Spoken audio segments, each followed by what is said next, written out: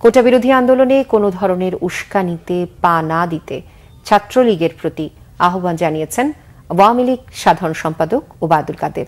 সতর্ক অবস্থানে থাকার পরামর্শ দিয়েছেন আইন শৃঙ্খলা বাহিনীকেও।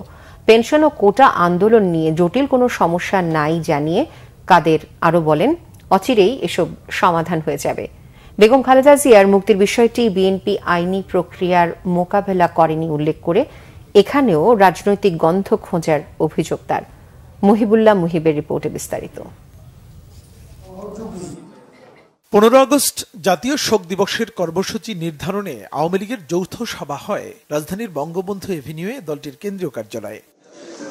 সভার আগে সাংবাদিকদের সাথে কথা বলেন দলীয় সাধারণ সম্পাদক ওবায়দুল কাদের।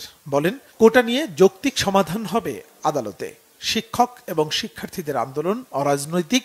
বিএনপি এই আন্দোলনে উস্কানি ও ইন্ধন দিচ্ছে অভিযোগ করে সবাইকে সাবধান ও সতর্ক থাকতে বলেন তিনি। কারো কারো রাজনৈতিক সমর্থন বিষয়টা নিয়ে আমাদের ভাবতে হবে।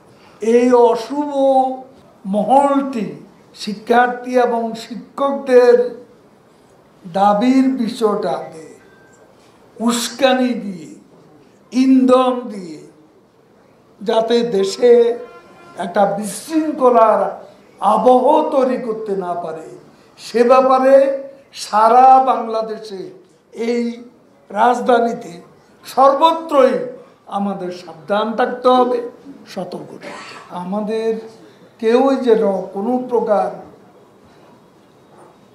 প্রভোকেশনে না যায়। বেগম খালেদা জিয়ার স্বাস্থ্যের অবনতি এবং মুক্তির বিষয়ে বিএনপি মহাসচিবের বক্তব্যের জবাবে ওবায়দুল কাদের বলেন, মাসের পর মাস, বছরও কেটে গেছে। বেগম খালেদা জিয়াকে আদালতে যেতে দেয়নি বিএনপি। নেত্রীর মুক্তি চেয়ে নেতাকর্মীরা দৃশ্যমান মিছিলও করতে পারেনি বলেও মন্তব্য তার।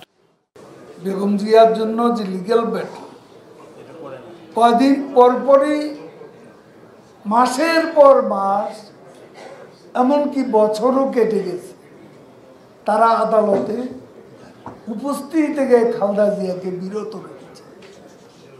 তাকে উপস্থিত হতে দেননি, মামলাটাকে প্রলম্বিত করা হয়েছে, জামিনও চায়নি। তারা লিগ্যাল ব্যাটেলও ব্যর্থ। আর এই শহরে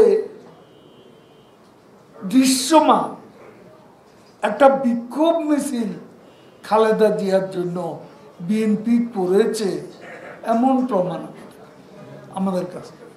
1 আগস্ট থেকেই মাসব্যাপী শোক দিবসের কর্মসূচি ঘোষণা করেন আওয়ামী লীগ সাধারণ সম্পাদক। সুবিধা অসুবিধা। মুহিবুল্লাহ মুহিব, বাংলা ভিশন, ঢাকা।